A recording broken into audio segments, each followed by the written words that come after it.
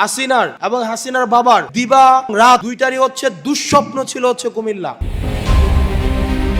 আগামী জাতীয় সংসদ নির্বাচনের আগেই কুমিল্লা নামে একটি পূর্ণাঙ্গ বিভাগ গঠন করা হবে বলে ঘোষণা দিয়েছেন জাতীয় নাগরিক পার্টির মুখ্য সংগঠক হাসনাত আব্দুল্লাহ। শুক্রবার সন্ধ্যায় কুমিল্লা শিল্পকলা একাডেমি মিলনায়তনে আয়োজিত বৈষম্য বিরোধী ছাত্র আন্দোলনের আহত শহীদ ও বীর সন্তানদের সম্মান জানাতে অনুষ্ঠিত সমাবেশে প্রধান অতিথির বক্তব্যে তিনি একথা বলেন। RICL TMX, যুগের পর যুগ স্থাপনা থাকে মজবুত।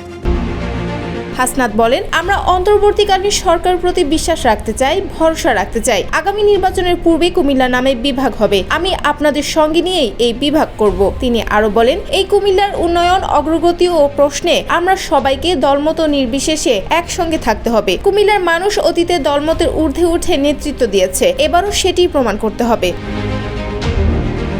সাবেক প্রধানমন্ত্রী শেখ হাসিনার প্রসঙ্গ টেনে এনসিপি নেতা বলেন, হাসিনা ও তার বাবা দুইজনেরই দিবা এবং রাতে দুঃস্বপ্ন হচ্ছে কুমিল্লা। কোনোভাবে যদি আওয়ামী লীগ ফেরত আসে, এই কুমিল্লাকে আলাদা একটি স্টেট বানিয়ে আমাদেরকে আলাদা করে দেবে।